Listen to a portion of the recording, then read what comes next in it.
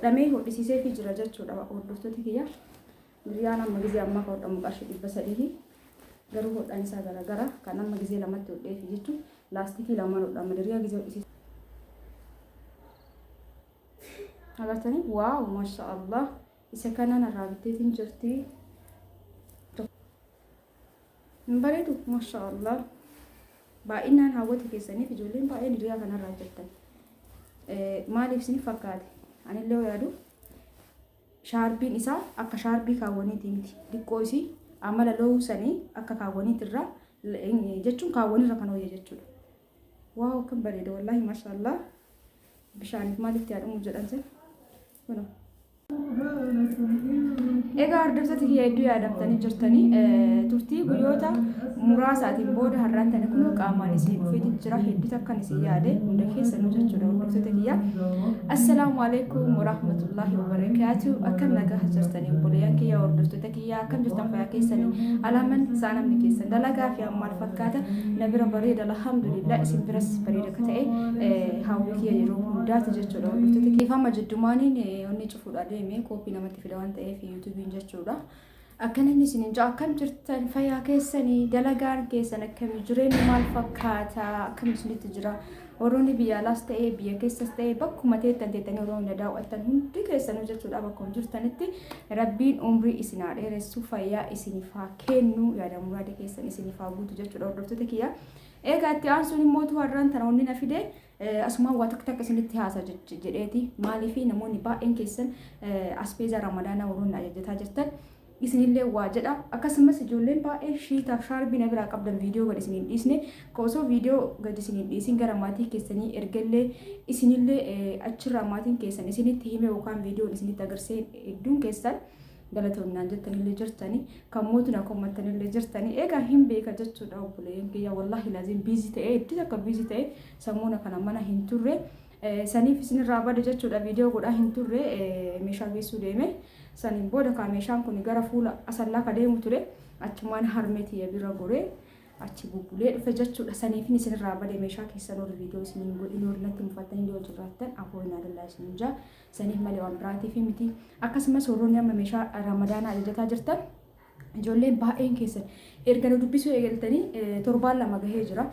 haga har'aatti mana dubbistanii garuu meeshaan osoma isin natti dubbataa jirtan dachaa dabalee jechuudha dhugaa rabbii yoo dhimma qabaattan maallaqa keessan ergatanii waan barbaadan daftanii katabuudha jechuudha. Wanni biraa haasaa baay'isuun hin barbaachisu kan yoo isin jedhu an jibbasa keessan qabaadhee isinitti haasa'uu jibbeetiin miti biizii ol godhuun hin barbaachisu isinillee maallaqni ni dabala nama gaafa zayitiin 500 osoo inni na dubbisu amma 700 galee jira jechuudha zayitiin umaarii zayitiin kun illee dabalee jira bunni duraan qarshii 650 ture 700 galee jira jechuudha amma wanni nu dabalee jira ammallee taanaan kunoo dabalaatuma jira jechuudha kanaaf maal isin jechuu barbaade wanti niyyaa keessan keessaa qabdan yoo kan jiraatu ta'e yoo masan abbichisan illee ana qofaa miti namni miidiyaa kun namni waa hojjetu kun walumaa galatti hedduutu akka biiziidha namatti garaagarummaa qabaatu malee an akka mataa kiyyaatti hedduutu akka biiziidha hojiin kun baay'ee akka biizii na godha baay'ee akka sammuu kii biizii na godha jechuudha maaliif meeshaa tokko namni yoo na ajaje amma meeshaa sammana taa'ee meeshaa akkanaa jedhee tiraansfarii godheetumaan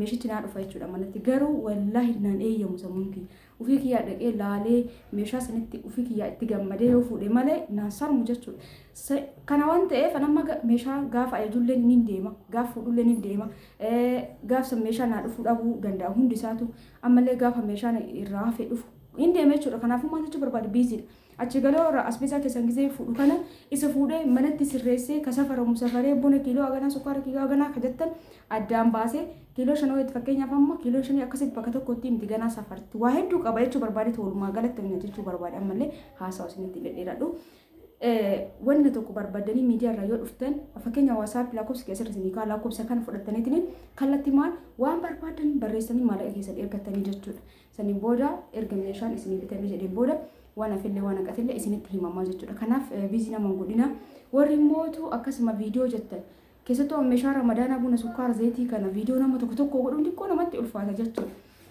amantanii erganatti ergitan ani amanamummaa guutuudhaan inshallah rabbi amanaa nama bakkaan ga'u na haa taasisu alhamdulillah gammallee badan namuu danne wallahi isinillee hedduuta kanaaf galatoomaadha akka isin amantanii natti ergitan wallahi laazim hundi keessanuu jechuudha hedduu akkanaaf galatooma namni tokko miti akkuma isin amantanii natti ergitan san anillee hedduu akka ufitti gaafatamummaa kiyya fudhadhee bakkaan ga'uuf haga humni kiyya danda'een dalagutti jira jechuudha. Kanaafuu viidiyoo yoo isin godhin horii mufatta yoo jiraattan dhiifama isin jaa amma keessattuu viidiyoo bo'uunatti hin tolu meeshaa xixiqqoo tana jechuudha. Kanaaf akkasitti hubattan abdiin qaba meeshaa mana keessa yoo ta'e dirqamalleedha. Namichi santillee hin tolu anattillee hin tolu meeshaa xixiqqoo buna sukkaara zayitii kana osoo viidiyoolee godhamuu baate akkasuma rakkoon qabu jedheeti yaada akka yaada kiyyaatti isinillee waan jettanii hin beeku akkana isin jira akkasumallee warri diqqoo wal hubachuun barbaachisaadha. Anamma gizee meeshaa kanamma gaafa torbaan tokko sitti haasa'ee gatii sanii sitti hime atadha yoo ergite deebiteetiin yoo gatiin sun akkasii miti meeshaan kun dabalees hin jedhe qirsi jedhuu danda'a yookaan gaafsan akkana hin jenne warra jettan diqqoo namaaf yaada'a. Ani istoorii kiyyaa'ee miti kabaasee isinii kennu ajajeetiin gabaarraa isinii fide jechuudha. Meeshaas taanaani suuqa kiyyaa'ee miti kan isinii baasu inshaallah yeroo dhiyootti suuqa akka banu abdiin qabaa du'aa'ee godha.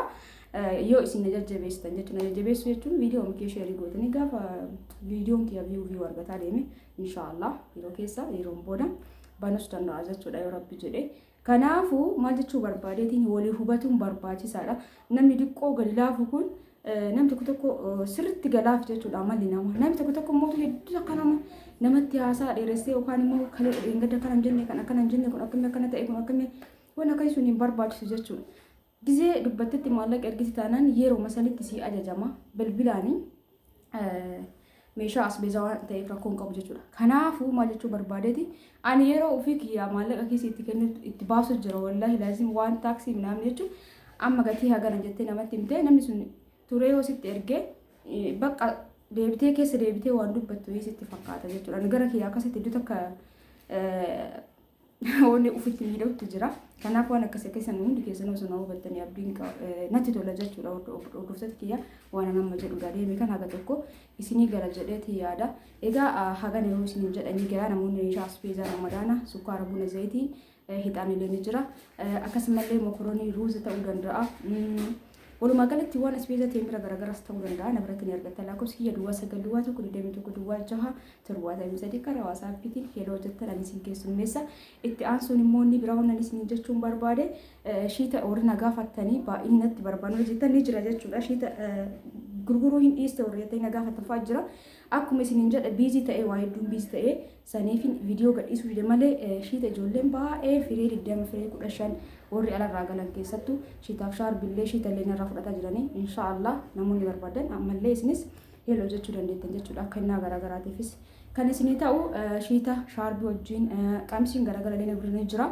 Haga tokkoof sanillee isinitti agarsiisa. Kanaafuu heloo jechuu hin daggatina isinin jaa. Egaa viidiyoo kana immoo laayikii godha. Hundi keessanuu viidiyoo kiyya laayikii godha. Viidiyoo nyaatallee inshaallah gisee tokko isinii godhachaa amma biizii maayuu ta'e. Anja hordoftoota kiyya haga tokko maamilli tiyya yeroo hedduuf meeshaan irraa bilataa turte jechuudha. Rabbi umrii isii haa dheeressu rabbi yaada muraada keessi haa guutu wallahi hedduu akkanaaf galatoomii sanyii tiyya. Yeroo hedduu meeshaan irraa bitattee haa dhufillee yeroo hedduu haa dhufiitiif narraa bitti jechuudha. Rabbi umrii haawwata keenya haa dheeressu. Maashaallah tabarakallah kun olaala akka bareedu agartanii amma kana maashaallah meediriyaa irraa isinitti agarsiisa. Kophee kana wanni an bitee fi kadiriyaa hojii deemu naan jettee shiffinillee ta'u akkuma jaalattetti naan jette waan ta'eef inni kun diriyaa irraa baay'ee takka deema. Akkasumas koonfarti jechuudha. Hordoftoota kun hedduu takka namatti tola. Fakkeenya amma duuba ol ka'ee afur osoo gad jedhanii hin bitu haawwataaf caamman akkana baay'ee takka yoo irrallee ejjetan keessaa kun ispoonjiidha. Hedduu namatti tola jechuudha. Wal qixxaataadha duraa duubaan ol jedhuuf gad jedhuu miti baay'ee bareeda haawwataaf jechuudha. Kanaafuu kunoo isa kan ofii kiyyaa bitee fi diriyaa lama na bira bitattee jirti. Tanaan durallee meeshaa hedduu narraa bitattee shiitallee bitee wanummaan isin narraa bitattee hin jiru uffataanii. Innaa hedduu takka galatoomii isin jedha sanyii kiyyaa. Osoo godhadhee isinitti agarsiise akkamitti akka bareedu diriyaan kun maashaallah. Neqoo ijaabuma kiyyarraan shaarbillee uffadheetiin isinitti agarsiisa. Isin immoo viidiyoo laayikii godhaa diriyaa akkana kanneen namoonni barbaadan irratti ni argattanii. Maashaallah tabarakallah. Namatti hin tolu. Kun gogoraa isaati. Hodhamee hodhisiisee fi jira jechuudha hordoftoota kiyya. Diriyaan amma gizee ammaa kan hodhamu qarshii 300 garuu hodhaan isaa garagara kan amma gizee lamatti hodhee fi jechuun laastikii lamaan hodhama diriyaa gisee hodhisiisan akkanatti hodhisiisa qaqqamamee haala bareedaa ta'e laastikii lamaan hodhame yoo suuqatanillee ni qabaaf jechuudha diriyaa kana suuqatuun dirqama waan ta'eef kun gogoraa isaati itti aansee kun shaarbiin isaa kana isinitti mul'ataani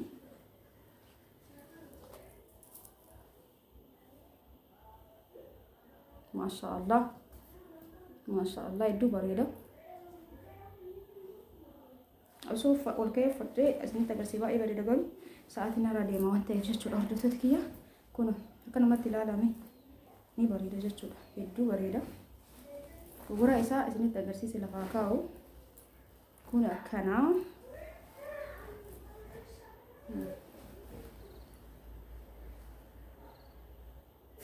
agartanii waaw maashaallah isa kana narraa bitteetiin jirti lammata immoo isa kana jechuudha waaw bifa warqaama hedduu bareeda kunis diriyaa kanneen gisee hedduu ni beektan biratti halluu gosa hedduu qabaa gara piinkii ni qabaa gara silvarii ni qabaa akkasumas akkana warqaama kunis ni jira bifti isaa bifa babbareeda hedduu qaba jechuudha hordoftoota kiyya kun shaarbii isaati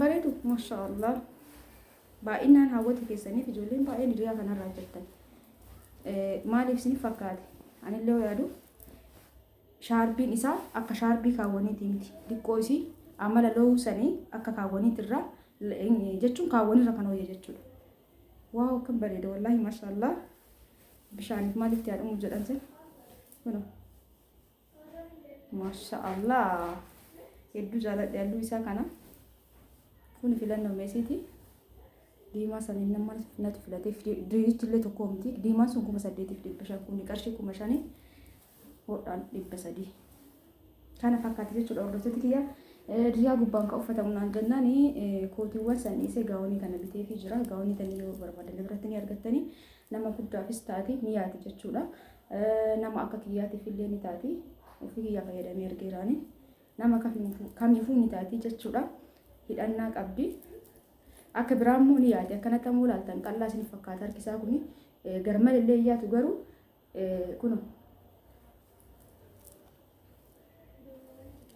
kana gubbarraan jechuudha diriyaa gubbarraan uffatanii sagantaa kamuu deeman hedduu takka namatti tola kunoo kana fakkaata maashaallah diriyaan kun natti tolee jira egaa hordoftoota kiyyaa hundi keessanuu namoonni akkana barbaadan na biratti ni argattan akkasumallee uffata shaalii waliin hojjetan shaaliin kunniin baay'ee babbareedaatti tokkoffaa akka ta'e na biratti ni argama halluu adiin jira halluu magaalaan jira shiroo kalariin jira baay'ee isaa jechuudha adillee warri barbaadanii jirtanii silver illee warri barbaadan akkuma fedhii keessanitti na biratti ni argattanii uffata dhiiraa warri na gaafatanii immoo uffata dhiiraa isiniif ijjisiisa eegisin ajajjan malee ana bira amma harka kiyyarra osoo hin taane eega isin maallaqa ergattan isinii ajachiisa jechuudha. Akkan isin jaashiitii babbareeda namoonni barbaadan biratti ni argattanii meeshaa ramadaanaa meeshaa mana keessaa meeshaa kamuu jechuudha.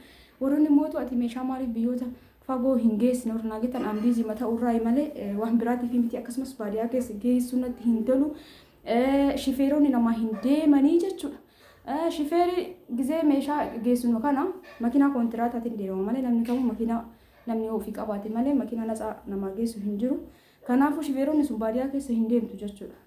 Anillee biiziidha dhugaa dubbatuuf dhiyoo hin geessa asallaa saguree dheeraa itayyaa akkasumas naannoo adaamaa keessa dhiyoo hin geessa inshaallah akka isin jaa viidiyoon kee kaarraa kana fakkaata obboleeyyan kiyya hundi keessan yoo isinitti tolee laayik sheer gochuu hin dagatina viidiyoo biraatiin inshaallah yeroo dhiyootti walitti deebina hangasitti hundi keessan bakkuma jirtanitti fayyaa keessa naa turaan irraa bareeda diriyaan baasii na godhaa hin jiru egaa obboleetti tiyya dhiifama waan tokko muun dagadhe maamilli tiyyatuni yeroo hedduu waan irraa bitatte wallahi baay'ee takka jechuudha galatoon jechaanii ixaana kana mootu ofii kiyyaa harmeesitiif dabalee jira fooliin isaa akkamii akka namatti tolu ni beektanii maashaallah hedduu takka namatti tola fooliin isaa namoonni barbaadan qarshii 450 galteerti ixaana tun dura qarshii 300 turte ta'adii takka ni jirti isiin ni qannasti isiin 250 tuni garuu dabaltee jirti jechuudha hordoftoota kiyyaa yoo barbaadan biratti ni argattanii hangaruu kana hedduu takka bakka gizee baay'ee waan irraa bitte waan ta'eef harmeessitiif kan kiyyaarra godheefi jira.